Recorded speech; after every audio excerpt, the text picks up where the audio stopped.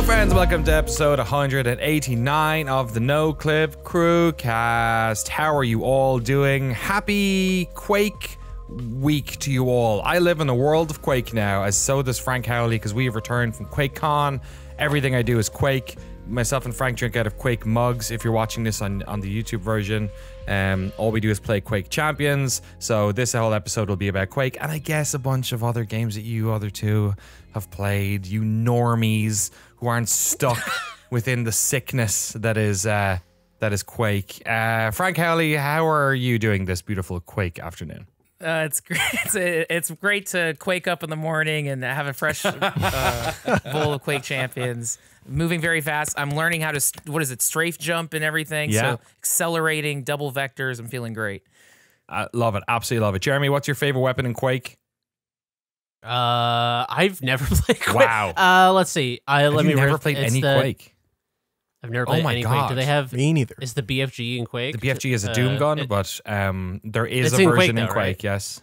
Okay, I knew that. And then second place It's is a game I've never played, Railgun. Yes. Okay. Good job. Good job. Railgun's in there Nailed too. it. Yes. Nailed it. Exactly. I was gonna give Jesse a really horrible segue, but I'm not gonna do that to you. Thank you, Jesse. What's your favorite Quake 3 map?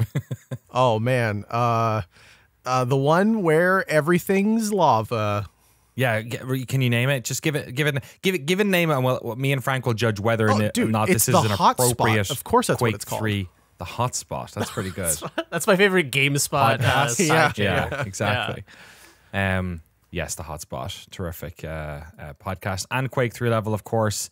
And we love all of our hot Battle Pass holders: Eamon Slattery, Harry Flanagan, Battle Royale Games, Arno, Richard Matheson, James Brown, Mark Rojas, Ryan Cobb, Tucker Morgan, David McGarry, Sven Huster, Pez, Ewint Nate, Tim Robinson, Forrest Pruitt, Jonathan Kremen, Eric Hamilton Schneider, Cameron Laird, Zachary Snyder, Alex Sharp, Alex Goucher, George Sakotis, Jacob Godserve, Tohir Tiliev, and Ryson.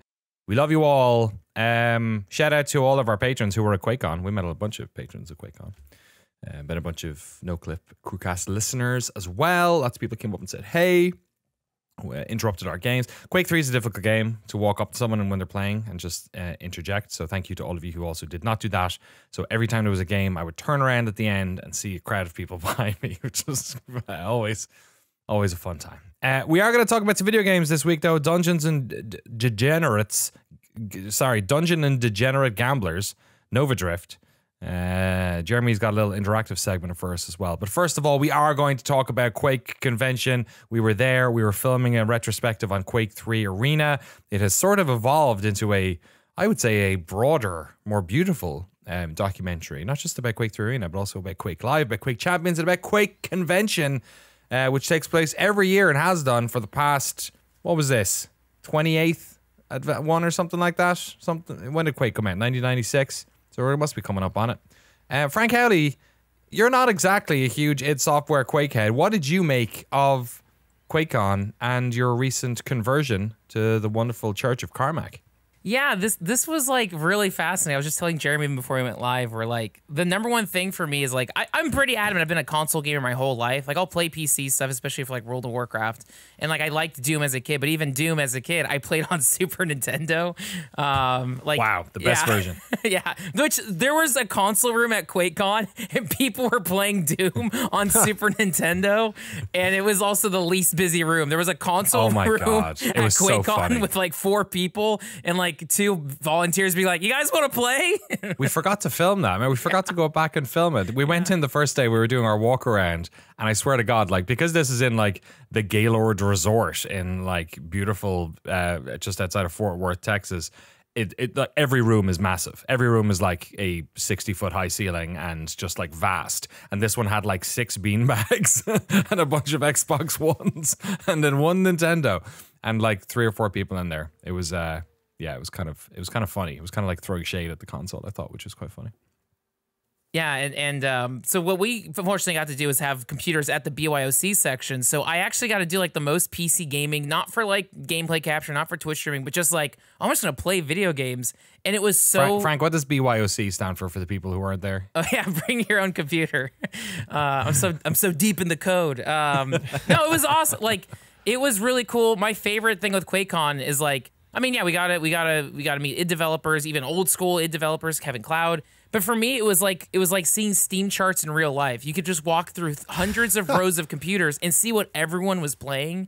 And there was no single dominating game at the convention. Like there was like a lot of Helldivers. They announced the Doom 1 and 2 remaster. People were doing co-op Doom, multiplayer Doom, a lot of Quake Live, some Quake Champions. We were kind of leading the charge of bringing back Quake Champions, which I want to get into. But like there was a little bit of people playing Fortnite, Halo co-op. Some people brought PS5, some people had Steam Decks, but it was just like, it was great to see video games being enjoyed without like Twitter discourse where so much of it is people not playing games, but people like just making muck about games. It's like, oh wait, there's none of that noise. It's just people smiling, having fun.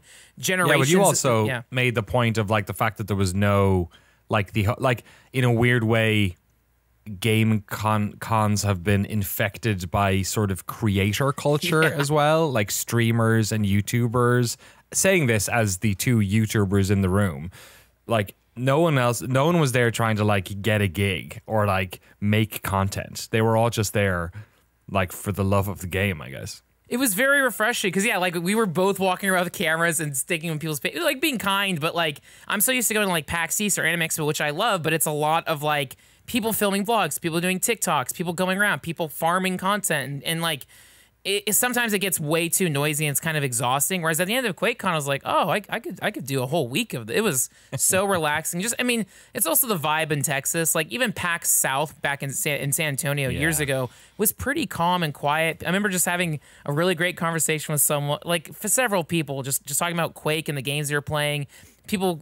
I mean, like, Texas is massive, so, like, someone was explaining to me it takes 10 hours to drive out of Texas, like, from where we were. But I was talking to Noclip friends who flew in from, like, Indiana. Fat Mike was from Arizona. And it's like, oh, people make the journey out here. But I totally get it. It's like, it felt like going back in a time machine and coming out in like 2005 something awful. There was like animated gifs of Gandalf on the wall. People had anime screensavers. People just straight up broadcasting like the Olympics and sports games on the wall and anime. And it was like, I don't know, at one stage they had that night's ESPN feed with the UFC on. Nobody was saying shit. It was just on. They had that basketball. Yeah, they had the Olympics basketball final was on as well. It was so funny. No one seemed to give a shit about any of that. You know, which says a lot considering the fact that, you know, this is now under the auspices of not just Bethesda, but also now Microsoft, that they were sort of like, in a way, I kind of like don't want to speak to some of the stuff that was going on just in case it's like shining a light on nothing illegal or nothing weird, but it's just like the vibe there is so, it feels real homebrew. You know what I mean? Like, and I think a lot of that has to do with the fact that it's organized and largely, sort of managed to a certain extent by a massive team of volunteers that are just like big in the community and really care about this stuff. So yeah, that makes a big difference. Sorry, Frank.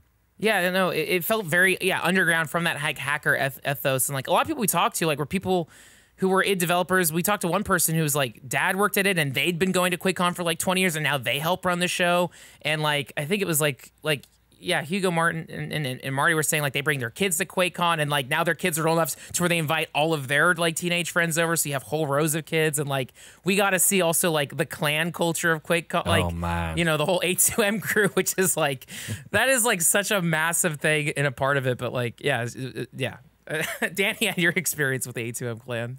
Yeah, there was A2M, which I forget what they said the new name is, because it's adults to men or something. Is that what they decided? Like always too manly or something. Something like that. Yeah, something that was a bit more less of a category you'd see on X Hamster than what you might. That's where my mind was going. I didn't want to say it, but it's like when, you know, total nonstop action. You know what I mean? Like we were always called that. Yeah, so that room, that BYOC room, there's 3,000 computers, like 3,000 desks. That's it is, when you walk in the first time, it is like, I was like, oh, that like this is my Graceland. This is perfect. It's college. Like it was just people landing, just neon everywhere, dark room, no windows. All you can see is case mods until the horizon. Massive Quake logos, like Gandalf memes, gifing over and over again. Anime ladies dancing in front of the QuakeCon logo. Just everyone has their own little weird machine. Everyone who's there has a story, because why would you come to this place, and why would you keep coming back to this place?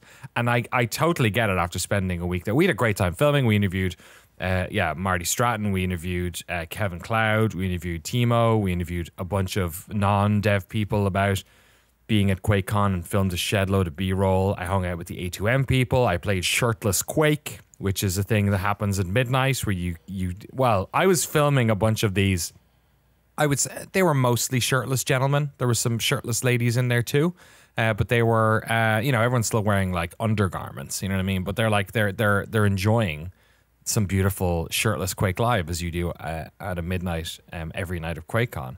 And I felt bad that I was filming all these people, because I'm like, you didn't sign up probably to be filmed for a documentary. So as in an act of solidarity, I decided to also then sit down and play some shirtless Quake Live, which was very liberating, I will say. And we were there for the signing of a bottle of Jack Daniels that the whole clan signed and handed to somebody important to them. All of these just rituals, like the whole thing is ritual, because it's been around for like almost 3 decades. So like these little mugs that myself and Frank have, these like tin insulated mugs that they sell, it's just some mom and pop operation that like 10 years ago at QuakeCon had a stall, and they made like a Quake themed one of these mugs. Watch on YouTube if you want to see what it looks like, or check out my Twitter. So they do a new one every year. So everyone buys the new one every year, and it's $30, or it's $50 if you want free soda for the entire week. So you just go up, and they have these little like these kegs with taps, and you go up and you just spray diet fucking. What was your one? Was like a weird energy drink you kept getting. I got cracked out on it. It's called Energized Ale, which is like their knockoff Red Bull or Monster. And like as I was loading up, someone was like, "Be careful, that's sour." Oh, I kept going back for it. It was so good. And then there was one night I was up at like 3 a.m. still playing games. I was like, I'm just drinking like infinite Monster energy drink. Well, Energized Ale. And then the other one I liked was called like Huckleberry something. It was just blueberry, like raspberry Jolly Rancher flavored soda. It was awesome. I was on the diet root beer, I think. That was I'm not good. sure how diet it was, to be honest. It was it tasted pretty sugary. Pico's Pete's is the name, and you can actually buy these insulated mugs on their website as well. They were super cool. They were just so nice people. It's like stuff like that. There was all the call-in responses that a lot of the clans had. Like people would just shout stuff up, and then other people would shout other things. Like there was a lot, and then just a lot of like, I feel like 2008 era memes. Like people would just do like Little John impressions and stuff. You know what I mean? Like what? And then somebody else would go okay, or like just shit like that. You know what I mean? But it was like a safe space to just be a absolute weird a dork in your 30s. I absolutely loved it. I want to go back every year. It was so much fun. The hotel it's in as well is completely insane. It's like when you go to one of those like a suite, like a suite hotel that has like the sort of big atrium, like the whole way up to the building, and then there's like rooms on the outside of it. It kind of looks like one of those mega towers in Judge Dredd. You know what I mean? Where like everyone's living on the outside and there's a big atrium in the middle. So like. That's what the Gaylord is like that, but like the inside area is like a village. It's like it's like half Disneyland, half like fake outdoors. It's got like a river that smells of chlorine, and a massive sports bar that has like 50 foot high inch screens in it. It's completely bizarre. There's like a water park there. My wife and kid were supposed to come, but my daughter had a fever during the week, so we couldn't really stick her on a 3-hour plane ride. So they ended up staying back. But I was like, people had their kids and had families, and they were all having a great time. Like there was like a kids' toy shop in the hotel as well. It was so bizarre. And then the whole QuakeCon thing was happening at the convention center, which is just connected to it. So it was easy to get around. It was easy to pop in and out. I was constantly coming back. at the start I was coming back for equipment a lot until I realized you can leave stuff at your desk. Like, it's a safe place. Like, you can leave expensive equipment around and people won't steal it. Like, you get to know your neighbors around your PC. Everyone's sort of looking out for each other. I mean, they're also like scanning people for weaponry on the way in. You know what I mean? It's Texas, so It's Texas, they have, you know, swords, they have guns. Yeah, exactly. Any of that stuff. But it's funny because people are dragging in just the weirdest shit. Like, people are dragging in obviously their PCs and their monitors and things like that. Some people are dressed up in cosplay. Because of the size limit of the desks, because they're only like, you know, the size of a small desk, like not like a school desk, but like, you know, maybe you look at the desk in front of you and like it's probably maybe 70% of that size. Because of that, a lot of people bring like almost like little tables that they can have their monitor under and have their PC up high above the monitor, like place it up there. So they have more real estate for their keyboard, their big LED keyboard and mouse pad situation. Yeah, and it's 24 hours, so you can just keep going in anytime you want. They serve food. They have food trucks outside, but they rotate them. Like, you can just tell this is like run by the people who actually want to be here. Because like they have all the food trucks outside, but like the food trucks don't stay all day or all weekend. After 4 hours, fuck off. We're bringing in different food trucks because people want different food. So just like top to bottom, like this is now my favorite. Like, I have had more fun at this than I have probably PAX or any of those things in quite a while. It's not that big. You know, there's a lot of people there, but the room is huge. Like, it's all air conditioned. It has to be. It's fucking Texas in August, right? So it didn't also give me that like claustrophobic feeling of, you know, like I thought like for sure I'll come home with like a cold or something. I didn't come home with anything. It was like, it's big. The whole thing is big. So you don't feel like you're on top of people. Like, even when you're going through the security lines, there's never a line, Frank. I don't think I ever had a line for security. I think we just walked in every single time, right? It was wild. And I was impressed because, yeah, it is 24/7. They had enough, like, security and volunteers. There was, like, multiple, like, what do you call it? Metal detectors. And everyone there is so friendly. And, like, I don't know. Everyone has such good attitude. It truly is. Like, and, again, I think it is from that volunteer or the heart and soul is at the convention. It hasn't been, again, with the fear of, like, Microsoft taking... Like, was it Bethesda and then there's so many like the Matryoshka dolls of it. It doesn't have any of that like corporate like ick on it. It's genuinely like, oh, this is still cool, I'm sure they want to protect that vibe of it too. But it was all authentic and just it was very big and spacious. So much so like. Again, I was reading like, oh, it's 100 degrees and humid. So I just brought shorts and light clothes. I forgot that it'd be like 65 degrees in the convention at all times. So I took one of the towels from the hotel room and tied it around. So I was just, you know, I almost bought a Starfield blanket because I was so cold. I don't like, you know, but so next time I'll bring pants. But yeah, it was very spaced out because like I talk about like an Anime Expo, it is so claustrophobic. It's so, right. They've gotten better. They really space out the BYOC. They could cram it more. They could try to juice it. You're right. Squeeze it more. No, they I don't know. They don't overload it. God, yeah. I never even thought about that. Yeah, the thoroughfare down the center of BYOC is probably 40 feet wide. Like you're right. All that stuff is super spaced out. The internet is also insanely good, which is very funny. They said the year Baldur's Gate 3 came out, they had to like bring in extra internet or something because everyone downloaded it that day and it was like 90 gigs or something like that. One funny thing that was happening is that because this is like their own private internet connection that they bring in for the con, it's not like the hotel's internet. It was routing us through Canada or something. So the Canadian, when you play Quake Live, your IP address designates the flag that's beside your name so that other players know where you're coming from. So all of us playing at QuakeCon had Canadian flags. And then at one stage, over the loudspeaker, I don't know how they did it. This is just like the vibe of the place. You know, the organizers are the people who are there playing and having fun. They just played the Canadian national anthem and everyone fucking stopped playing, stood up and like took their hats off. Like it was just, it's like the most wholesome meme fest ever. And like to a place where you can have people doing topless gaming at midnight when there's no kids around. And you can also have like kids hanging around playing games, you know, playing with their parents, or like really young kids being minded by their parents and hanging out by the hotel. And it's fine. Like people aren't like cursing, right? You know, the stuff that I care about as a parent, you know, or like being weird or extra or loud. Like folks are I didn't see any of that. And all the people, I didn't see any of that stuff. And there were people who were like out there, like we interviewed people who were like dressed up in cosplay and like, you know, were eccentric folks, but you know, I don't know, they just didn't, it wasn't, you know, too much or anything. It just felt like completely chill the whole time. It was really something else. That's awesome.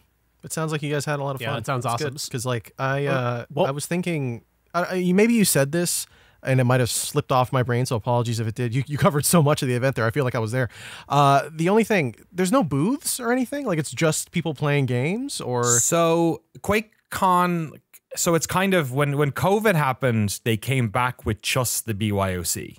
Okay. And now every year since, is the third year? No, they didn't do it in 2022. Yes, this is the second year back. This is the second year back.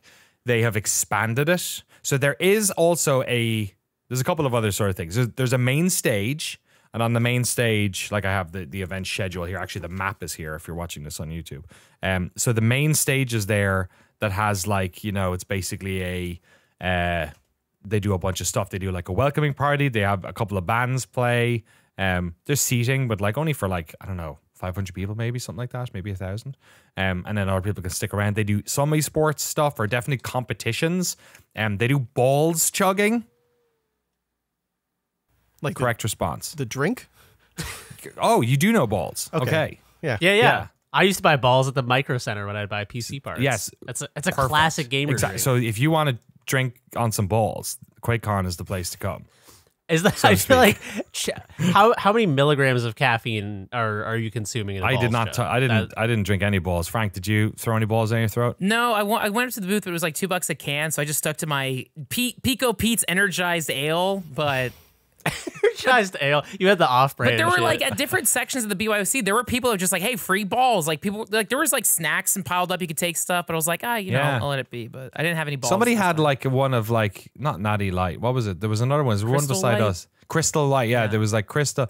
They said free Crystal. Is it Crystal Light or Crystal White? I forget. That it's a flavored water. Are you talking about the powdered? Yes. Yeah, that's Crystal Light. They were like free Crystal Light, and then in parentheses, the best drink ever made, and it was just like a huge big pile of it there. You could grab. It was like gone after the first day. So yeah, they had like a balls chugging competition on it as well. Like they had a bunch of stuff on. There's a tabletop lounge upstairs. They had a blood drive upstairs. They had. Oh wow. They do this thing with like a local Dallas pet foundation thing as well, where they have a cat cafe upstairs and you can adopt rescues up there. So it's super wholesome, like it's wild. And then they also do like they sell these t-shirts. They do it, but you might have seen like the Puppy Doom one that was going around on Twitter over the weekend. That was a QuakeCon t-shirt. They do like a puppy one, a cat one, and now they do another animal one. And all that money goes to this foundation. What else is on, Frank? What other bits and bobs? There was like one or two booths selling like anime posters and stuff. I feel like there was a booth selling like there was Nvidia had a demo station where it's like try our different custom PC builds and things like that. So like the dealer hall was pretty small, but it was the first year back, so hopefully it increases. There was like a very small arcade, but it was actually all genuine games. Like there was like Street Fighter Third Strike, a Dance Dance Revolution cabinet that was free play. So at like 2 a.m. I tried and like failed immediately, but I was like, okay, I'm happy. I'm happy it was there. Yeah, all of those are free play, weren't they? Yep. Because they had the Taito drum thing as well. Yep. What was there? One thing that I thought was very funny, which the VOD is like on Bethesda's Twitch.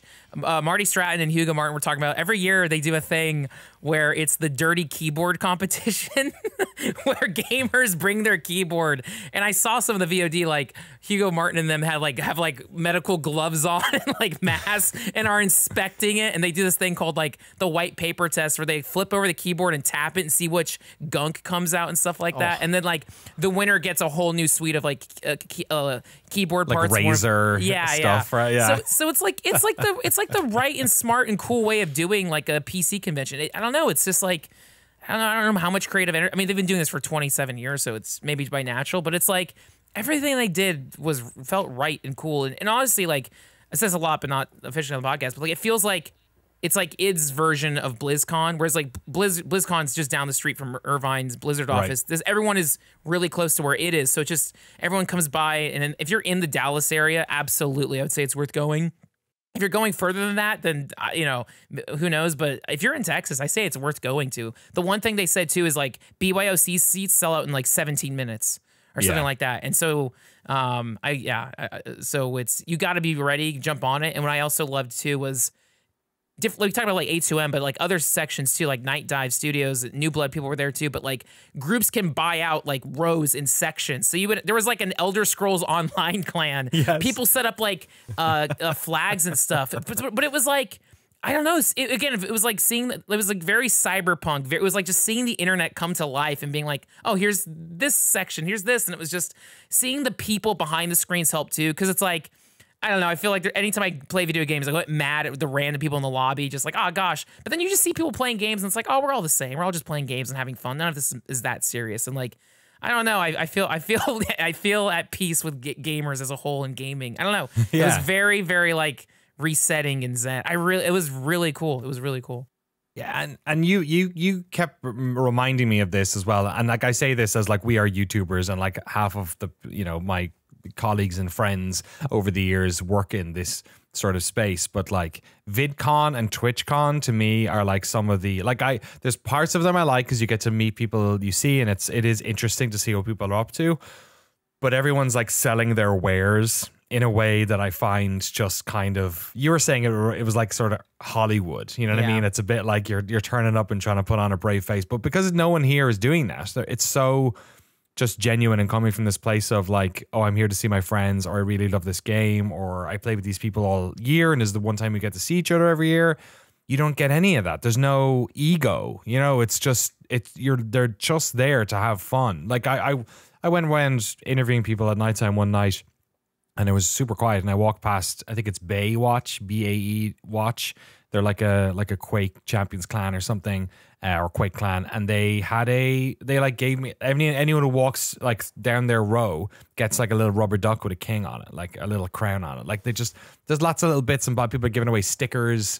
On the main stage, they also had stuff like because they announced like the Doom 1 and 2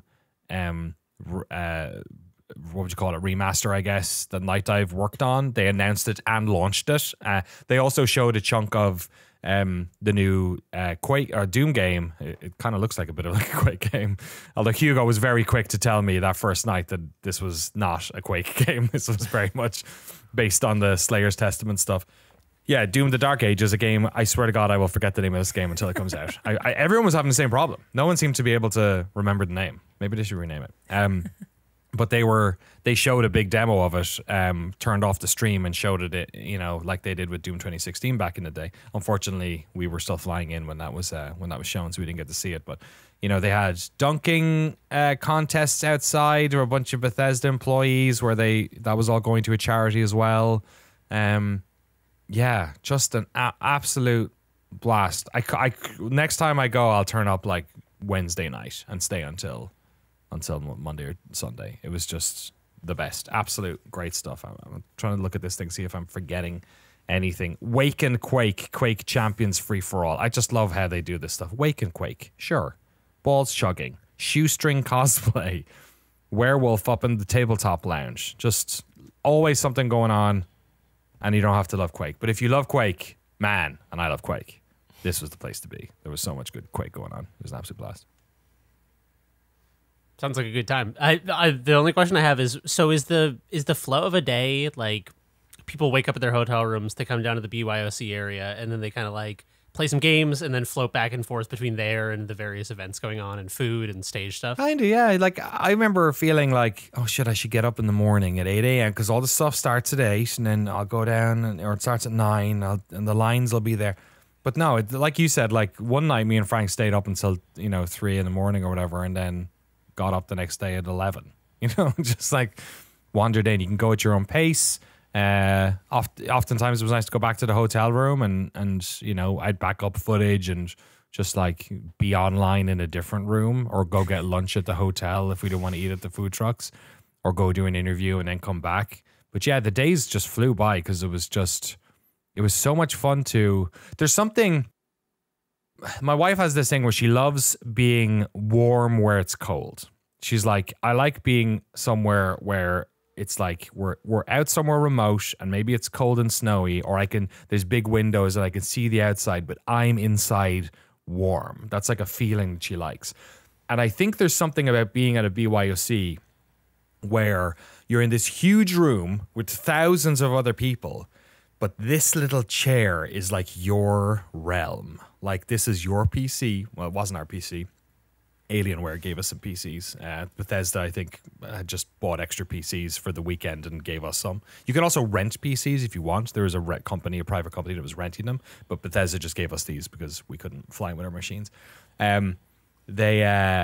But you have your little machine, you know. We put on what's it called again? The background software on Steam. Oh yeah, Wallpaper Engine.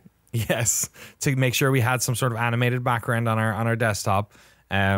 You know, you've got all your stuff set up there. You get to know people, and there's something nice just about sitting at your little corner of this huge like realm, and this being your spot. I don't know what it is, but it's something that I loved when I was a kid doing LANing, and it's something that I still love now. And it was just lovely to just hang out there, and then, well, I'm too tired, go to bed.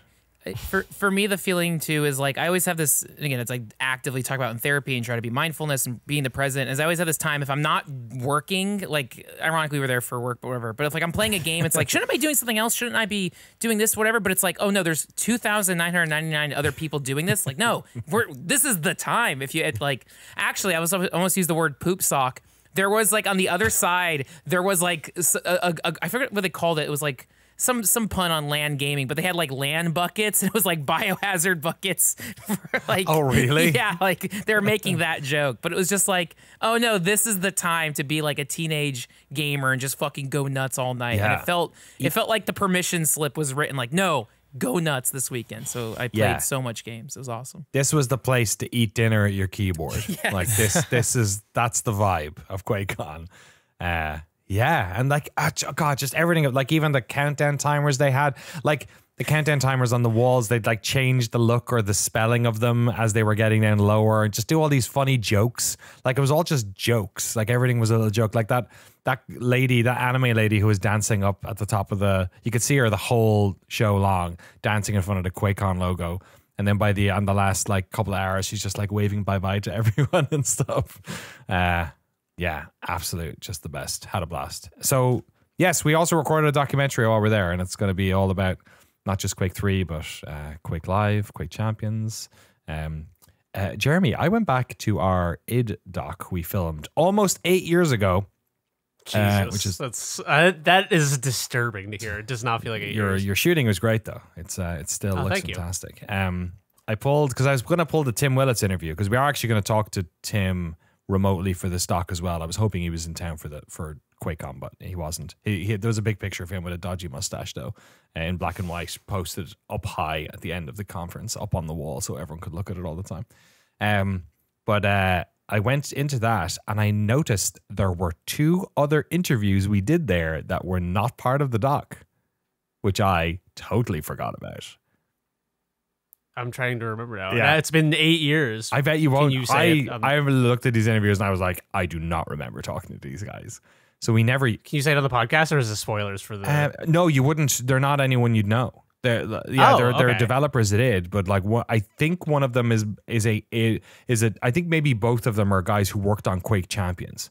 So I think we were originally going to do more of a Quake thing as well there, because we did interview Tim about Quakes. But yeah, I remember he gave you a really nice present, and then it took us years before we ever released his interview. Yes. Yeah, there it is. He gave me a wrapped, although the plastic is slightly coming off the edge here, a still sealed copy of Quake 3 Arena, the steel version of it, which I was talking to Frank about. I was like, well, we have to open it now for B-roll, for the doc. Like, I can't not open it, or I can't be a weirdo who like buys another one and like keeps this one wrapped. Like, fuck that. You know what I mean? My daughter's not gonna fucking go to college based on this family heirloom. Exactly. And then Frank was like, well, what you do is you open it in the dock. That's the thing, is you sit down and you open it. Like, this has never been opened in 30 years, 25 years. This was given to me by the by the video game design god Timothy Willits. And now we're going to open it for the stock. So that's what we're going to do. We're going to open it for the stock. But also, when I was doing this, I found 2 other guys, and they're talking about Quake Champions and shit. And I'm like, well, this is perfect. So we're going to stick that in as well. So yeah, it should be a fun doc. If you like Quake video games, noclip.com/YouTube or whatever. I don't fucking know. Google it. Google us. Noclip. /YouTube. /noclip.biz. Check it out. Any thoughts on QuakeCon? Any more inquiries into the wonderful world of Quake convention? Frank's I do want to gush about twinkle in his eye. I do want to gush about Quake Champions because I'm like, now's the time. Guys, have you heard of this game? Quake Champions. It's free on Steam. Finally. Oh my god! No, I was. Is it free, Frank? Is it free? Well, if you want the cool cosmetics, which you got to look. If you want the champions, yeah. Oh yeah. I did. You have to buy the champions too. They were free this weekend because of QuakeCon. Yeah, I think. But if you want anarchy, you got to fucking pony up, brother. Is Orb in there? Orb is not in there. Jeremy's asking the right questions here. Orb is not in there. It's got what the fuck? I have some feelings about that. It's got BJ Blazkowicz, which is great because the summer famous Quake character BJ fucking. It's great because in the summer battle pass, he's just like a beach dad. He's got like a button shirt, like boat shoes, like you put a scuba mask on him. It's got Doom guy. It's got the Quake guy. I picked the cute girl with blue hair as you would in any game. Who saw that going? The Ghost in the Shell stand. What's her name? You got the poster there. Show us the poster. I move in the shadows. He's got the look at that. He's got the. They were handing those out on the way out. Is it Tracer in Overwatch? Her special ability, she just disappears, which is so funny because you could just hide and then you spawn on top and you blast him with your rocket launcher and it's awesome. I also transitioned this because in Overwatch I play as Pharaoh, the rocket launcher chick. So here in Quake Champions, Farah, I just run to the rocket launcher and just blast everyone. It's so fun. But the reason the Quake Champions took this many years for me to launch off is when it came out, it was exclusive to the Bethesda launcher, which I'm sorry, I hated doing that. And then it finally came out on Steam, but I think it was before I had a really good gaming PC. Because even now on my PC here on the Alienware, it still takes 5 minutes to load up. Once it's on, then it's great. But man, it's even on an SSD, what is going on? I don't know. Yeah. But now it's oh my god! Again, it's never played better. Again, because I upgraded my PC significantly 2 years ago. So I think even when it launched on Steam 3 years ago, it was just my PC was a little too crappy for it. Now it's awesome, and but also what's funny is the player base is maybe 600 players. I want to increase it, but it's you're kind of running into the same people, and now it's no, these are my friends. These are the friends who like Quake Champions. It's no, let's keep playing, guys. So again, I guarantee we'll be traveling soon, but within these next 2 weeks, if you jump on Quake Champions, at any point you'll probably see me in the lobby. I'll queue up for anything, but I really like it. Big part of it is it has Doom. It's Quake's movement, but it feels the same flowy state as Doom Eternals, crazy fast movement, very nice chunkiness when you shoot people. They do this cool sound effects as the health is going down, the grunts get deeper until they explode and you collect their armor and ammo, and it's just yeah, it's fucking them up. It's pretty good. It's collecting coins and this stuff came up in our interviews, but it's there's really good, juicy progression stuff and Steam achievements and all the little things that I need, the dopamine ticks for me. So I really like it. And I think what's refreshing is given the choice, I just like playing games on consoles. Even Overwatch, I like playing on console. I just like sitting back on my giant TV. Quake Champions is exclusive to PC. There's no crossplay. It's not on consoles. It wouldn't be the same. Having that laser precision with keyboard and mouse, it's really fun. It's so funny just to randomly get into a multiplayer game so many years later. Yeah, again, this was the weekend to play Quake Champions. They even put up Quake Champions cosmetics and stuff, or QuakeCon cosmetics. But in my head, I never left QuakeCon. I'm still bringing the QuakeCon mentality back home. So I'll play as much Quake Champions as I can because I think it's Battle Pass level 69. You unlock a cute sun hat for Nyx. So I got to keep playing till I get that. So once I have the sun hat, then I can retire till the next season. There's 28 days left. You play a couple of Instagib games, you're gonna you fucking level up 6 levels in one game sometimes. Just absolutely disgusting. Yeah. It's a good time. Yeah, Quake Champions it's not exactly the free flowing speediness of Quake Live, but yeah, I've been really enjoying it. I played a couple of games last night before bed. Having a good old time with Quake Champions. No Orb though. Free orb. That's my fucking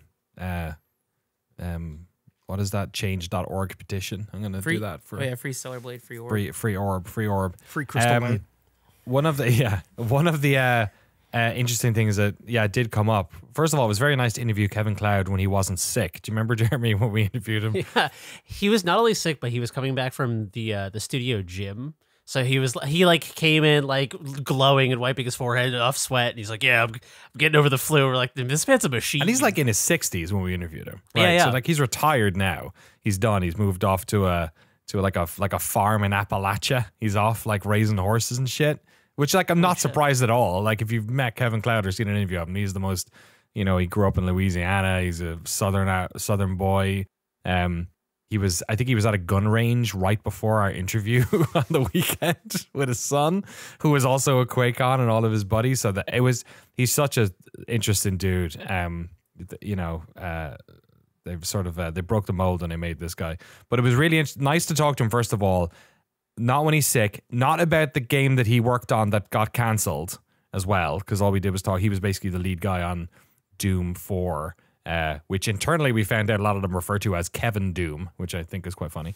And then also he was so insightful. Like we talked to him about loads of stuff about like being him and Adrian Carmack doing all of the art for Wolfenstein 3D. The guy's an absolute first-person shooter legend. But one of the things he talked about, what I found fascinating, was how Quake Live was trying to do something. They were saying like with all the back end and all the progression and all that like stuff that was going on, that like now we sort of look at that stuff as if this like little Skinner box is trying to get you to come back. But they were saying, or maybe this was Marty actually. Kevin talked about it a bit, but I think this is Marty who made this exact point, where he was like, the problem was if you go play Quake 3, you get slaughtered over and over and over again. If you're new to Quake 3, you just lose. And like, what's the motivation to keep coming? And they were like, having an unlock system is the motivation in those games. That's how you get new people to play these games. That's how we like build the fan base. So at least that was the idea behind it. Was like, we need to have a carrot on the stick for these games because it's just fucking brutal. Like you just go in and get completely mauled unless you're playing team deathmatch or something. So it's really, so like the doc definitely turned into a, not just about Quake 3 Arena, but also like, why did these games never actually break big? Because they kind of never did.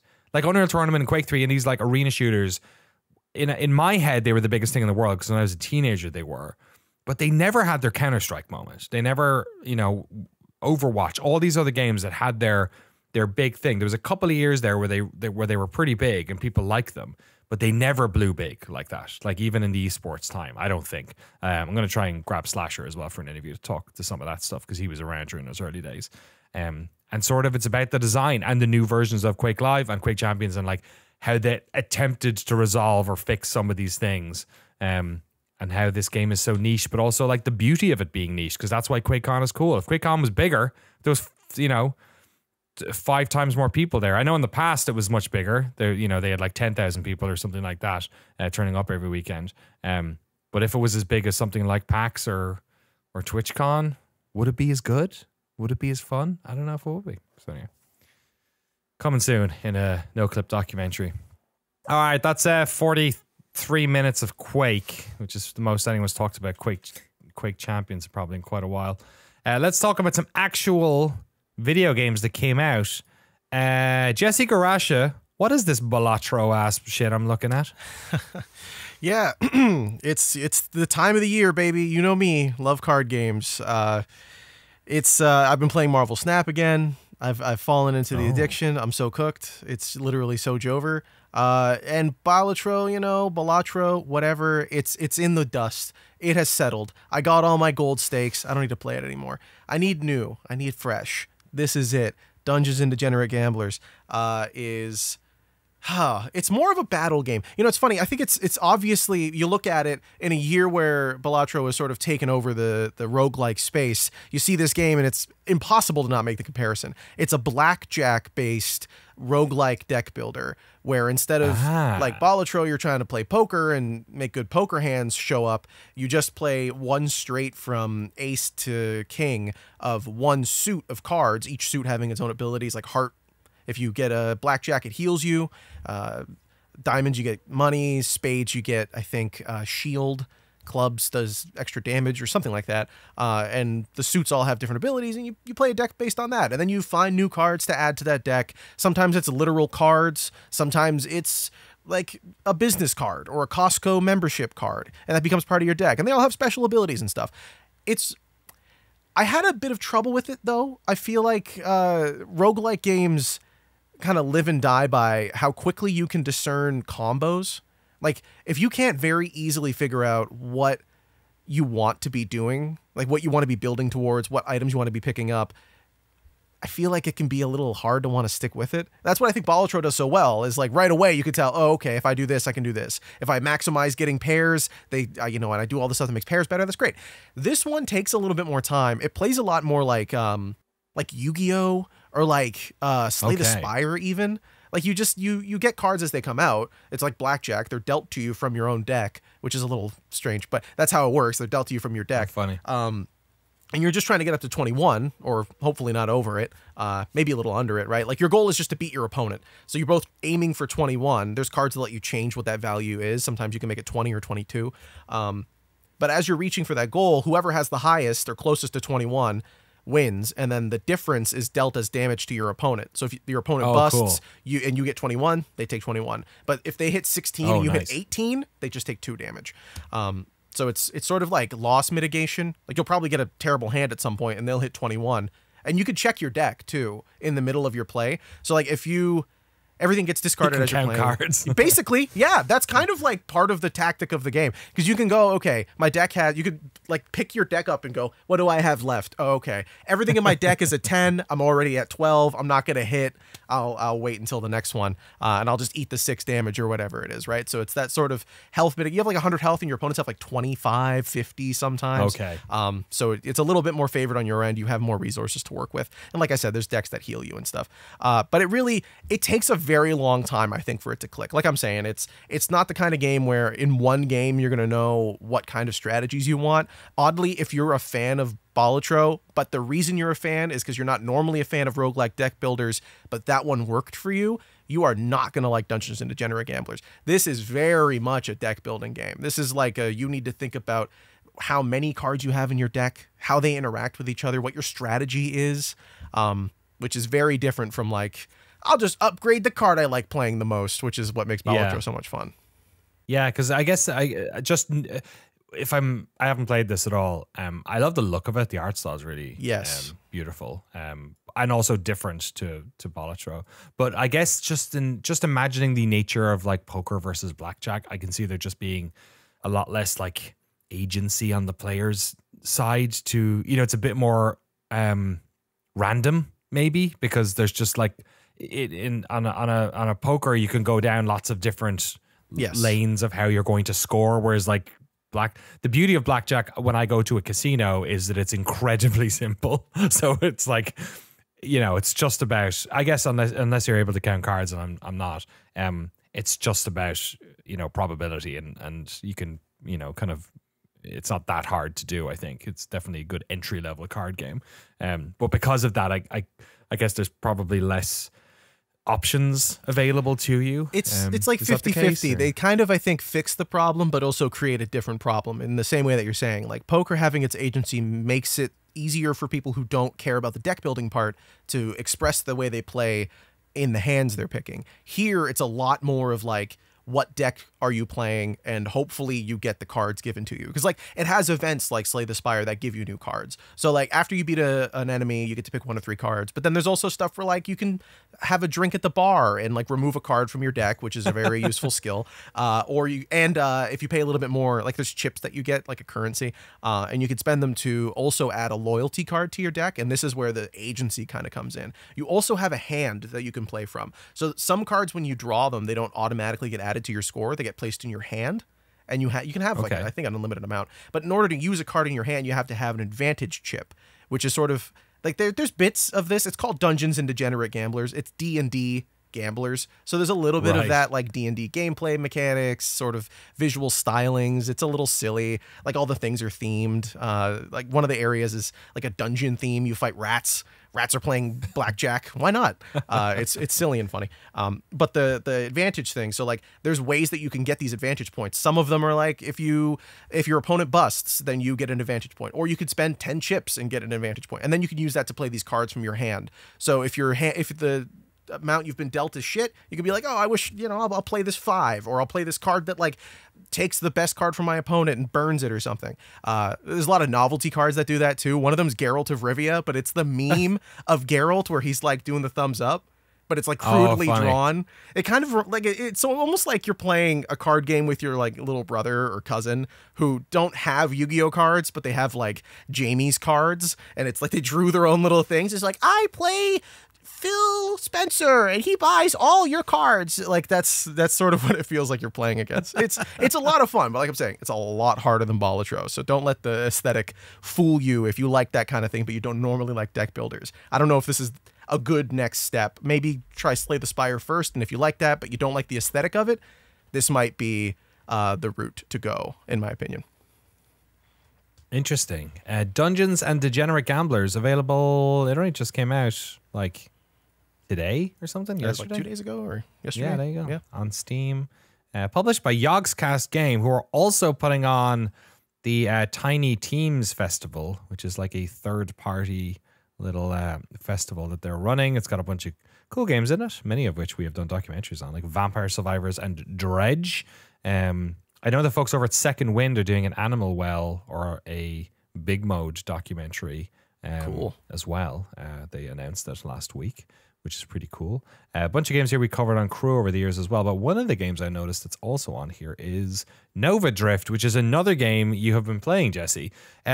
Nova Drift is is this like bullet hell? What are we looking at here? Yeah, Nova Drift, it's asteroids. If you've seen asteroids before, this is asteroids. Like, to a fucking T. You fly around, you only go in one direction. That's also the direction that you shoot. You rotate your ship to pick the direction that you're moving. And when you hit the edge of the screen, you wrap around. So it's just like asteroids. There's little asteroids in it even. The thing that makes this... So it's funny. I saw this on the Steam page, and I'm like, why would I want to play this? Why am I paying $18 to play asteroids? Exactly. It already exists, and it's free on everything, probably. Like, I've played this game before.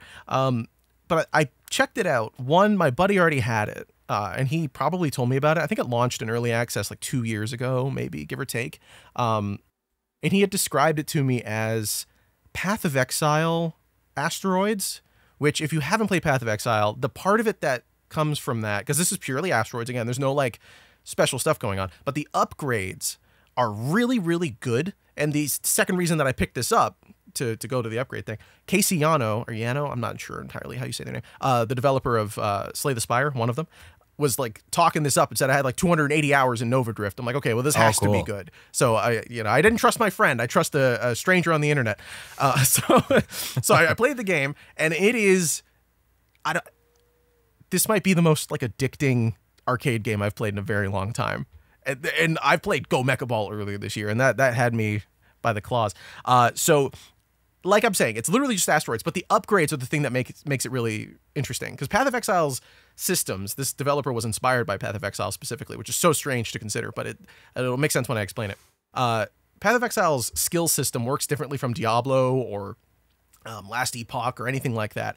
Your skills are determined by the gems that you have installed on your gear. And like gear has specific slots. So if you want to do like ice magic or like different, you do the blue slots. But then there's also these things called support gems that when you slot them in, the sort of like equipment has connections on them. So it'll be like a blue and then a chain that connects it to like a red. And you can do like a red support gem in there. And the support gems are weapon or skill agnostic. So like, sorry, I'm getting into Path of Exile here, but basically it's just like the way that you augment your skills in that game is completely agnostic to the ability. So like you just increase weapon size, you increase, attack speed and stuff. But here it's just been really well done. In Nova Drift, all of the upgrades that you get, like you pick your base stuff. You every level basically you pick up a bunch of experience points from the things that you kill, and every level you get to pick a new upgrade. But the first 3 levels are you pick your weapon, which there's a huge variety of them. They're very fun. One's like a explosion that's small on your ship. And then you get to pick your shield, which has different abilities, and your body that has different abilities. But then every time you upgrade, or every time you level up, you get to pick a different upgrade. So like your weapon can be faster, or you shoot more missiles, or you get these drones, and you can change the way the drones work. And if you get these different upgrades, there's like a screen on the right that shows you the ways that the upgrades interact.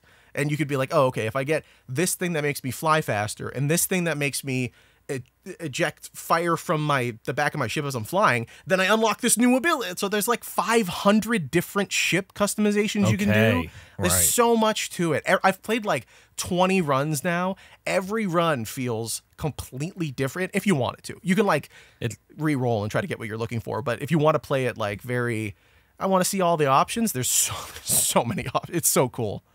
Yeah, just looking at the gameplay here, it kind of reminds me of games like that are like have graphical simplicity, but that is because they have simulation complexity sort of underneath it. And it also looks like a game, as you said, that has been in early access for a long time, and they have just pumped full of content. Absolutely. Like enemies, weapons, combinations, skills, unlocks, all that sort of stuff.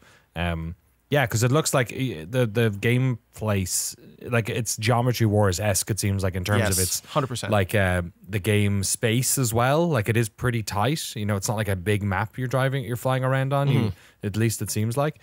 And yeah, the bullet hell sort of beauty of it, with all of the crazy effects going on, seems really interesting. So yeah, I can see how it's. I understand where you're coming from. Where like, oh, this is about just how much shit is in here and how you can sort of combine all the weirdness to it's like maximalist Geometry Wars, or like maximalist asteroids. It's funny though you mentioned Geometry Wars, because when I was playing this for the first time I was like, okay, yeah, this kind of reminds me of that. I wish I was just playing Geometry Wars. But then I thought about it. What do I like about Geometry Wars? Because 2 has that pacifist mode. That was my favorite thing, where you don't have to shoot. You just fly through those little bombs and like blow stuff up. I'm like, can you do this in this? Oh yeah. Oh yeah, baby. You can. Nice. So I was thinking, in what weird ways can you play this? Like, can you play it without ever shooting? Absolutely. You can just go all in on drones, or like your drones can fire your shots, and then you could like do that. Or there's like a build you can make that's like you crash into things and make them explode if you're flying fast. There's one that like you shoot a sword that flies in front of you, but it's like a boomerang, so it's coming back at you. And if you just keep dodging it, it goes faster and faster and faster across the whole screen. Oh, wow. There's so many different options. It's one of those games that I could describe it forever, and it would never do justice to you just sitting down and playing it. It has gone up a lot since it came out in early access. I think it's $20 now. But man, it is worth every dollar. $18 at the moment, 20% off at the moment as well. Like you said, only came out 2 days ago. Overwhelmingly positive on the all reviews, and mostly positive, or very positive on the other one. Dungeons and Degenerate Gamblers, also mostly positive on their reviews as well. My last question about both of these, Jesse, Steam Deck for either?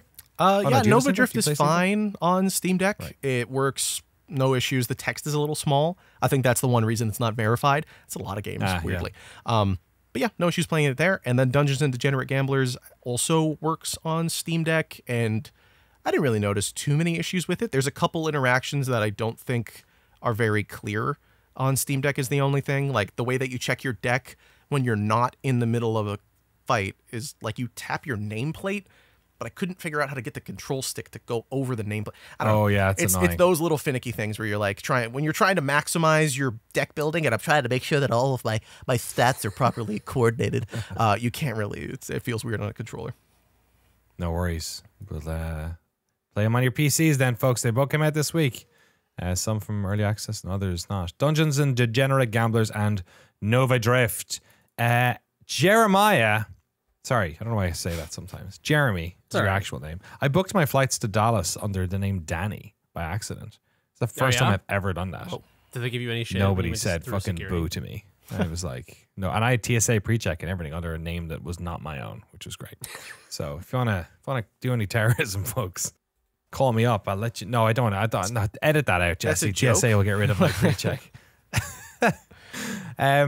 tell us a little bit about. Well, actually, no. You've got a. Did you prepare a segment, Jeremy? Is that what's happened? I did. I also played a game. Which would you rather do first? Segment, I think. Okay, cool. All right. This is a little game I designed for the boys here. Okay. If it's fun, it can be a repeat thing that we bring back. But this is a game. I have to come up with a title for it right now. It's calling it Boxart Bonanza. Oh, a title nice. I've just come up with now. I like this alliteration. This is the Super Nintendo edition of Boxart Bonanza. Okay. Is this a visual game? It is. It has a visual. There are only 4 images necessary, so I will send them to Jesse, and he can slap them over the video version of this very quickly. I'll make a little extra work for you, Jesse. pal. How will we present this for the listeners of the audio version? So this is what we're going to do. I have collected 4 obscure Super Nintendo games, and I have Gaussian blurred out their titles. Okay. This is the idea. I'm going to post the blurred title version in the staff chat, and while you guys think of what you anticipate this game would be called, I will describe the box art to the listeners. Okay. Oh, that's good. Okay. And then after I finish describing it, we'll go around and you guys can tell me what you think this game will be called, and then I will reveal the unblurred version. Sounds like fun. Okay. I like it. Is it so are you going to go round robin, or do we buzz in, or how does it? I think we'll just go. Oh, we could just go clockwise. Yeah, you want to go like Danny, Jesse, then Frank is counterclockwise from me on my screen. Okay. Sure. Okay. Cool. I have an unfair advantage then. Although, because you go first. Although I have the least, because I did not grow up playing a Super Nintendo, so I'm terrible at That's this. true, but I grew up with a Super Nintendo, and I don't know any of these games. Okay. So that is why I specifically picked it. So this is not a guess the proper title game. There's no points in this game. Oh. I more so just think that like trying to guess the right title will be funnier than actually doing it where it's like a trivia game. You know what I'm saying? And maybe is there a winning one? Sorry, I'm very competitive. Is there does somebody win if they give the best title? Maybe. No, is that against the spirit of the game? Let's see. There's if you get it right, you get a point in one. There's one currency, and then in the other currency will be funniest answer. Okay. So so everybody is a winner except for the one person who doesn't get one of those 2 points. It's like Mario Party stars. There's like most red spots. Most The funniest games. person stole my star. Son of a bitch. Exactly. It's always Frank. Exactly. He's a real Yoshi. All right. Number 1 coming in here into the staff chat. The staff Discord, is it? Okay. Yes. Okay. This is the first game in Boxart Bonanza Super Nintendo Edition. Jesus Christ. Now, Christ. For the listeners. Christ. Me and Frank have already come up with the same name, I can tell. It is a man. He's sitting in a high-rise office building, kind of like an 80s super businessman looking guy. He's holding the big cell phone, looking at his laptop, and there's a plane flying in the background, and there's also a statue of a plane on his desk. But the plane is flying a little close to the building, I would say. It's the only note on this. Yes, I'd say pre-2001, perhaps this had a different vibe to it. It's also very clearly New York City. Yes. So, I didn't even put that together until this moment. Okay. I didn't even think about any of this. So, yeah. All right. Well, so that is the cover. It's also very colorful. It's kind of painterly, and it has this slogan on it. As CEO, you call the shots. Now, is he calling in 9/11? Now I'm very concerned about this. I do like this too, because in the very background, it's not just New York City. You can see the whole Earth from however high up this guy is. There's you can see the Eiffel Tower. There's a pagoda back there, I think. There's a lot of stuff going on. I think. Yeah, it looks like it. This man has the world in the palm of his hand. Yeah, for real. Sure does. So let's go around and see what people think of this game is called. Danny first, what do you think? I'm going to go with Super, because it's a Super Nintendo game. I'm going to go with Super South Tower. So this is the plane hitting the other one, probably. Maybe. And you're going to try and get it. Okay, that's a really good guess. Jesse, where are you going on this? I was trying to think of not a 9/11 joke, so I'm just going to go with Super September 11th. That's all I got. Jesus Christ. Yeah. Okay, I did not realize the 9/11 connection. How did you not realize? Oh my God. I don't know. There's literally nothing else going on here. I don't know. I was thinking I don't know. I was thinking like a cocaine doing businessman. I was like, oh, that's kind of funny. And then now I realize how obvious it is. Frank, what 9/11 joke did you come up with? Sim Terror 2000. Jesus Christ.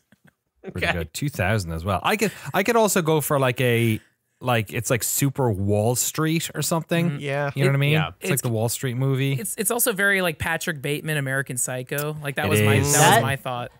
Yes. That's why I thought it was funny, is because I was like, oh, is this like you're like a high-powered serial killer businessman? Now, let me post the unblurred version in staff chat. The big reveal, this game is called Aerobiz. You know what? We should have figured it out Aerobiz. from Aerobiz being written all over everything in the picture. You know, I realized as I was posting it that I had not blurred the plane or the thing on the mug on his desk that also says Aerobiz, but that's a red herring, you know? I was just like, it's too obvious. That would make it too easy. Aerobiz. Okay. There you go. Is there a level where one Aerobiz. of your planes is hijacked and crashed into a famous Dude, no. national monument? I have never played any of these games, but I probably will after this. Aerobiz. Wow. Great stuff. All right. No, number 2. I've got 4 of these games, so we'll just run through them. Nick, the next one's going to be based on the siege of Sarajevo. Oh no. Jesus Christ. This Super is the Saudi next one. Arabia. This probably has my favorite title of any of the Oh my games God. I've posted. I think now I've this seen, one I is think I know interesting. this one. Oh, really? I think I've seen this one before. Sorry, It is an Okay. Enix explain game. the. So this is a Super Nintendo game by Enix. It is so there's an interesting story behind this one actually. It's one of those Super Nintendo games where the Enix Japanese developer, the Japanese box art for the Super Famicom was so fucking anime that they were like, no one in America is gonna buy this. We have to do it over. And so this is the version where they did it over. And it is like a Dark Souls castle floating on a floating stone island above like a purple ocean. There's like purple lightning. It kind of looks like an illustration you'd see in the monster manual for Dungeons and Dragons or something. And there's a very sort of like Baroque metal casting over which the blurred title is set. So yeah, let's see. What do you guys think? Here, let's change the order. What do you guys think this is called? We'll go Jesse, Frank, then Danny. So Jesse, you're up first. I mean, my immediate thought is like Tower of Babel. It gives me Tower of Babel vibes. See, that's a good guess. That's a very good guess. That's a very solid good guess. All right, Frank, where are you going on this one? I know it's not it. My thought was like Chess Master. Like it looks like some kind of like board game type thing. I don't know. It does look like there is a chess game that has a very similar art Yeah. style on Super Nintendo. That's a great guess. All right, Danny, what you got? You know what it looks like? It looks like those Roger Dean Signosis ones. You know what I mean? But like a Super Nintendo kind of. It's the purple sky with the lightning. Like everything about this just screams like Labyrinth or something. Yes. You know what I mean? Like the Labyrinth movies. Although, and then the text thing, the plinth that the text is going to be on. To me, I'm like, oh, the lettering is going to be like super ornate, and it looks like it should be a small word, but it's just with the amount of screen space it's taking up, because they usually use, bigger. They want to have the name pretty big on the box, and these boxes were not that big. I'm just gonna say Labyrinth. I can't think of anything else. Aerobiz. So you do the David Bowie film. Exactly. My second favorite David Bowie video game. Now, the big reveal, this has to be my favorite, maybe my favorite title for a video game ever released. This is Brain What? Lord. Wow. Damn. Okay. That text couldn't be more out of place. This game is called That's the opposite fucking of what I was saying. Brain Yeah. Lord. Also, it does have the Roger Dean like metal kind of text effect on it. Yes, you're right. This is just like a Roger Dean off-brand ripoff. Looks like a trucker's license plate. Can I post? all right. Can I post the Japanese cover just for context? Yes, Yes, please do. Please do. That looks cool. Oh That's my way God. cooler. I would have called that Brain That's Lord the for Brain sure. Lord himself. Yeah, this guy just looks like a Final Fantasy VI, like Yeah.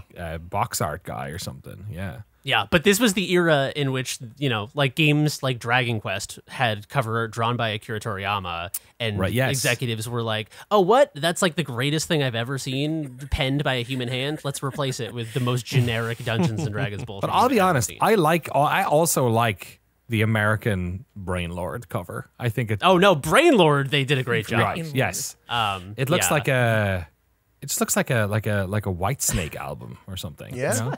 I want to play Brain Lord. Brain Lord also is, I looked it up, it's an action RPG by Enix, and it looks really fun. Maybe I'm gonna play Brain Lord, I think, this weekend. Brain Lord. Oh my God. All right, game number 3 of 4. Let's bring this out here. This is great. This is great, Jeremy. Oh my Oh, yeah. fucking God. Oh, you know what this is? Yeah. Oh, Frank. You guys know this one? Frank does. Oh, okay. All right. Well, I did not know this one. I will describe it for the listen. Danny, are you the only person who doesn't I know also this one? don't know this. it. Jesse, do you I know was more it? laughing at Frank's reaction of, "Oh yeah, you guys don't know this one?" Okay. All right. Oh, I'm now looking at what is happening in the background of this. Yeah. So there's a I would say like a Duke Nukem looking police officer, potentially like a cybernetic police officer. He's got a big star on his chest. He's doing a Marvel superhero landing. He's punching the ground as he lands in a squat position. And in the background there is a what appears to be Vern Troyer in a mech. Is it just a baby? Looks like it. I don't know. I can't tell. His head is also truncated because it was overlapping with the title of the game. Okay. And he is punching like a demon, a gray demon with like Iron Maiden hair, is how I would. Great. explain I'd the say I'd situation. call him Gray Blanca. yeah, they're there gray you go. Akuma. Nega Blanca. Yeah. You know what I mean? Yeah. Like he's Yeah, like the totally. evil. Yeah. Black eyes. Like I the- see there. On the character select screen, it's like the alternate look. Yes. All right. Well, Frank, I'll have you go first on the last one, but I'll skip you if you think you know what this He one knows is. what this for is. going So let me first. and We'll have Jesse you go take a last. swing. Yeah. So Danny, you go first on this one. What do you think this game's Okay, so here's the thing: is that it looks like the person in the front is the protagonist, the sort of like dollar store Duke Nukem guile sort of proxy, but it also he's got a star in his chest, so it makes me think he's a cop. But then, the baby in the background in the mech suit, kind of looks like it's also on his side. So I'm just gonna go with baby cop or baby on the cop, baby cop. Okay, I love that. I like that almost as much as the real title. Jesse, where are you going on this Yeah, one? that's a good guess. Baby cop. It looks like it's 2 words and then 1 big word. And I do have some thoughts about what is this city. It's just a bunch of tall buildings, some cars. I guess it's every city when you think about it. I'm not getting literally anything from this. My immediate thought when I saw the baby in the background was like, is this a really bad rendition of like Toy Story or something? Like this is before Toy Story? This is Buzz Lightyear before he became Star Command. No. This is when he was a cop before he was. Yeah, a Space and that's Ranger. the suit that he eventually goes in the background. Let's go Mega Cop Metropolis. Oh, that's good. Oh, That's a good That's name. really good. That's That sounds good like a Super name. Nintendo It game. It does. Yeah. All right, Frank, do you actually know what Yeah, this is? my joke answer would be cool babysitter. Yeah. Exactly. Yeah. But I can give you guys a hint. The half of the game's name is already in. You can see the name of the game in the box art. Oh. Can The you? game's name is Captain Commando. Oh my It God. is Captain Commando. Oh man. It is Captain Commando. I will post the uncensored version now. Frank, your genius never fails to impress Honestly, me. when you were reaching for a second there, I thought you were going to pull up the SNES box for Captain Yes. Commando. Me too. I thought you were too. I thought you were about to pull out Captain fucking Commando. All right, I got one more. Okay. This is a good one. Probably, maybe the best box art, but maybe the worst title. Okay. So this is our final Boxart Bonanza Super Nintendo Edition entry. Holy shit. What the fuck? What? This is a average American child in the 80s. Jeans, Marty McFly looking ass, sneakers. He's sitting on a skateboard listening to his Backwards Walkman, cap. and he's giving a thumbs up. Yeah, backwards cap. He's giving a thumbs up to. He's ensconced in the lap of a giant anthropomorphic dinosaur who he is giving a thumbs up to. And not only is it a giant anthropomorphic dinosaur, the giant anthropomorphic dinosaur is wearing a Fonzie leather jacket, some like Jordans, some unlaced Jordans, some Dr. Disrespect sunglasses, and he is Makes also sense why he's listening hanging to a out with this Walkman. small child. This is Dr. Dino respect. Yeah, so And he's got a Walkman with like the most 1991 headphones possible as well. I just realized they're both plugged into the same Walkman. Oh, is that a clue? They're both. I don't know. That's just kind of romantic, is all I was saying.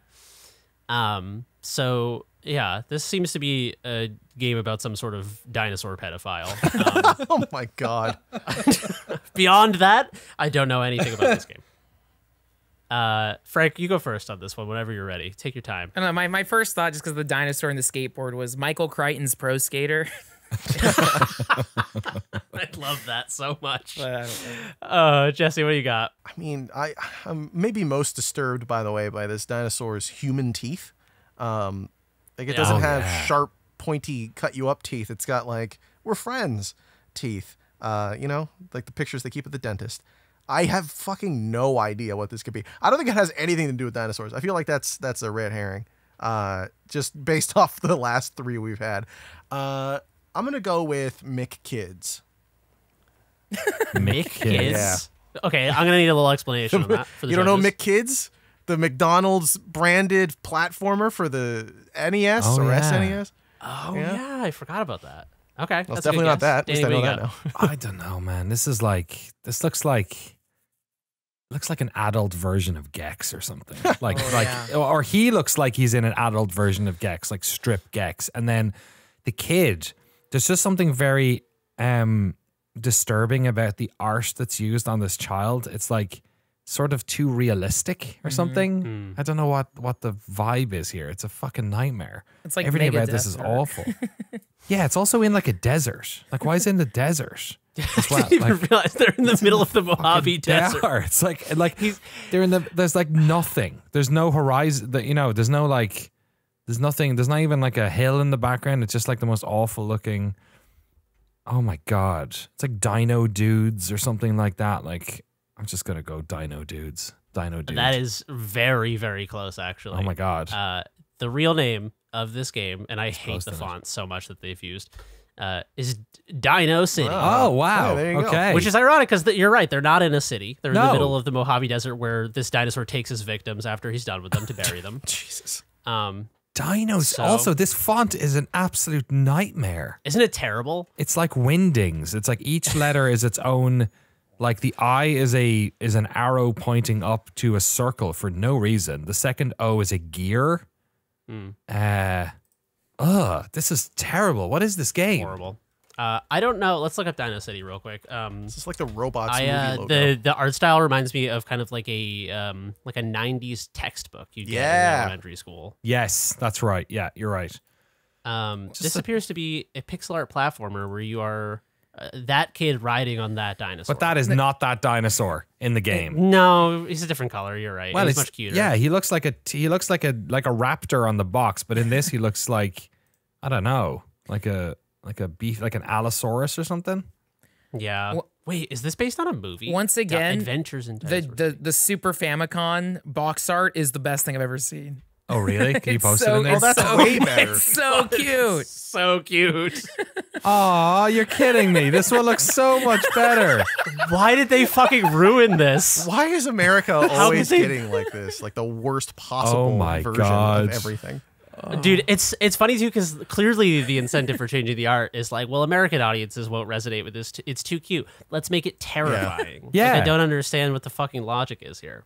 Yeah, let's make it look like some like Mad Magazine fucking nightmare fuel instead of this incredibly cute. Like, are you kidding me? Yeah, Look at this thing. Like, none of these people knew that all of the most popular cartoons for the next 20 years were going in America were going to be Japanese. Like, they were like, Yeah. "Ugh, what is this? It looks like that terrible Pokemon thing I saw. Let's get rid of it." Oh and my God! replace it with Wait, this." no, this goes deeper. This is based on like a movie or TV show. That's what I was about to say. Loosely. Adventures in Dinosaur yeah, City. and the cover Like for a that.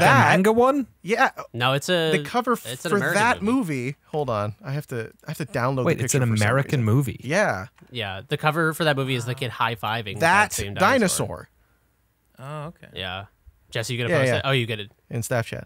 Gimme Claw is the tagline here. Like, Oh, okay. So they've used the art of the movie. yeah, okay, that makes a lot more Which sense. so actually. so really Japan yeah, the just like Japanese one's fake. because this movie never came out there. Yeah. So they were like, "What's Adventures in Dinosaur City? We're going to turn it cute." The trailer for Adventures in Dinosaur City is quite something else. It looks a lot like that. Remember that Dinosaurs TV show with the family? Yeah, of course. Yeah, it's like that. That's a great show. Oh, the dinosaur, by the way, gentlemen, thank is you. named Mr. Big. Wow. That's the name of the dinosaur in Wow. Adventures of Dinosaur. Yeah. Okay. Wow. What's the kid called? I think that Mr. Small. Jeez. I feel like we need to do a movie night for this. It's tangentially related to video games. Oh my god. But that concludes the first edition of Boxart Bonanza, Super Nintendo Edition. That was great. Thank you. Thanks, Thank you, Jeremy. everyone. That was great.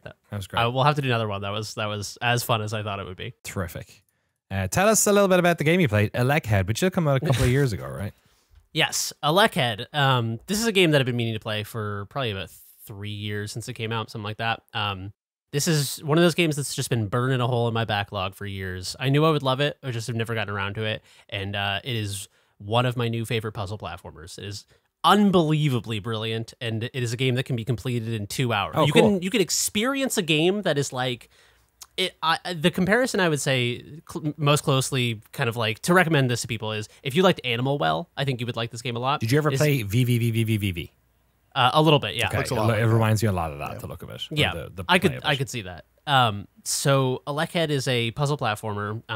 The aesthetic, the sprite art and the music and kind of the general vibe of the character is most. I would say it's like some of the Super Nintendo Mega Man games. Like it kind of has like a Mega Man X style going on with it. It's got some like duotone. Yeah, it's got that, and it's got some like fucking like sick chiptune imitation guitar that's doing like bends and stuff.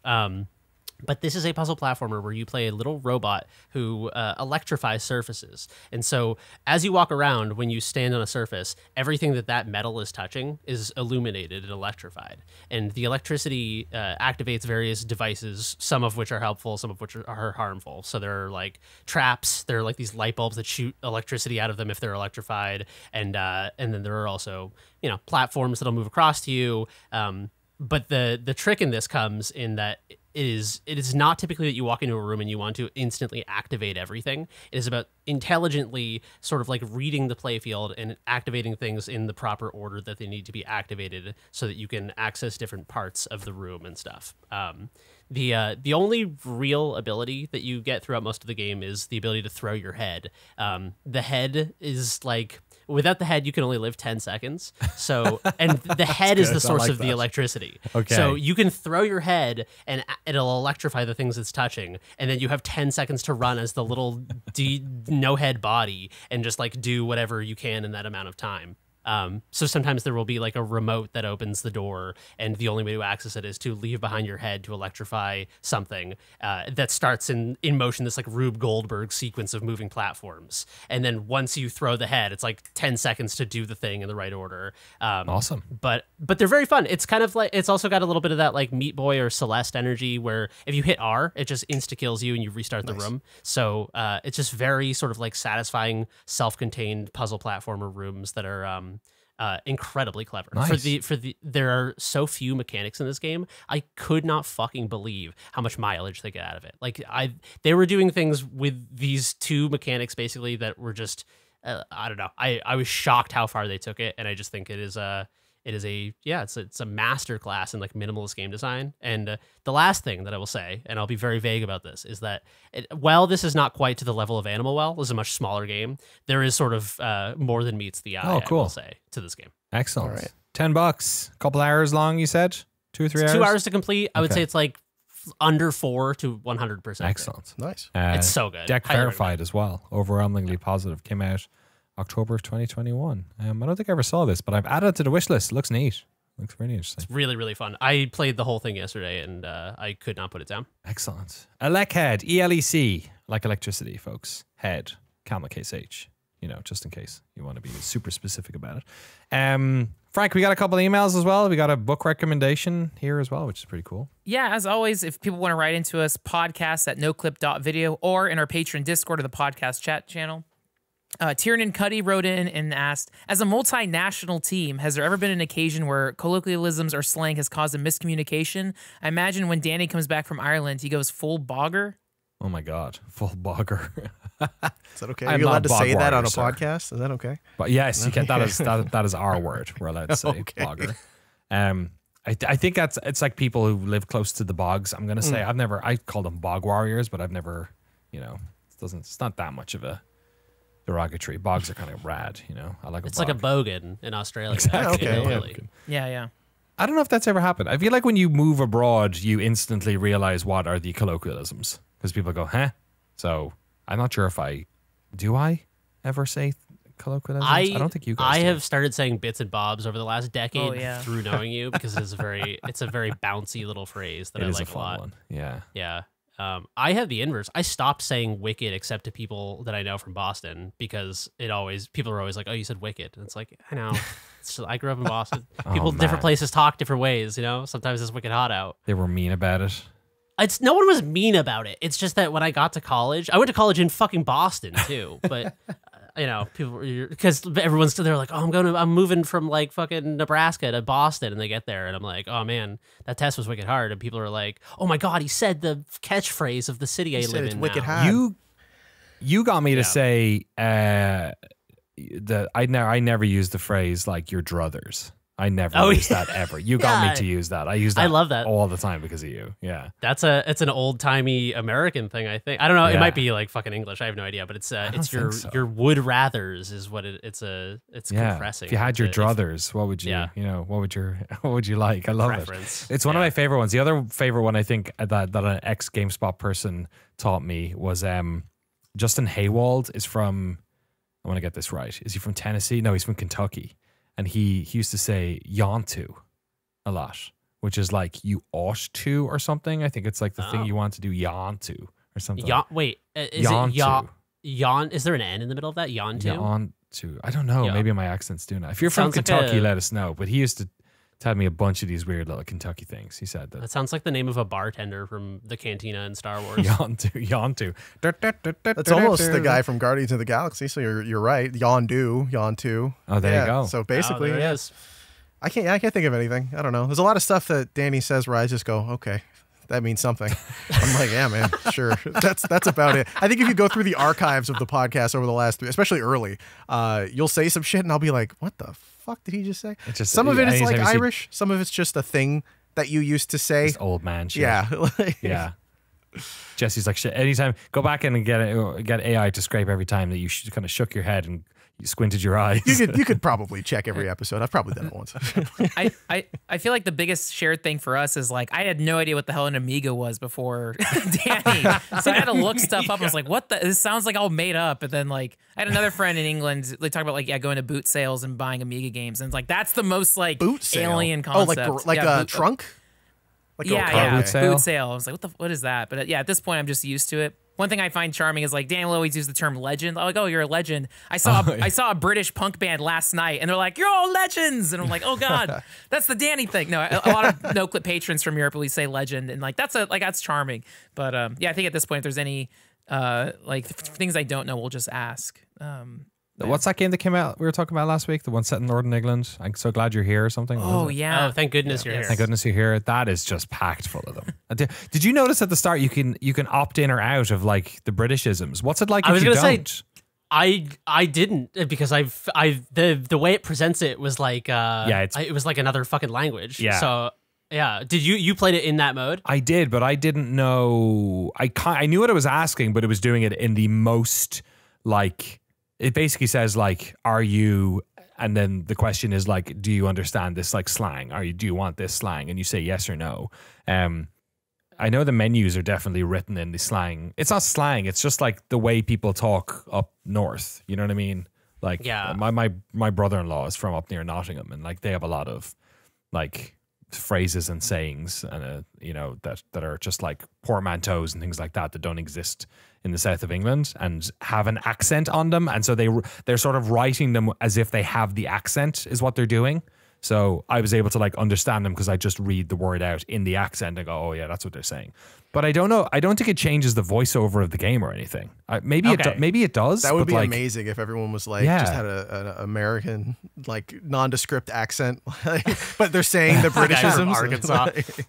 I just pulled it up. It says Atha from Tarn, and then the two options are dead right, which I assume is dead right, correct, and then the other one is sorry what? Yeah. So is it like are you from town or something? Atha from Tarn. Yeah, I guess so. I feel like I could have parsed my way through the game that way, but I I didn't. I'll have to go back and restart it on that mode. I'm gonna look up like what the language thing did.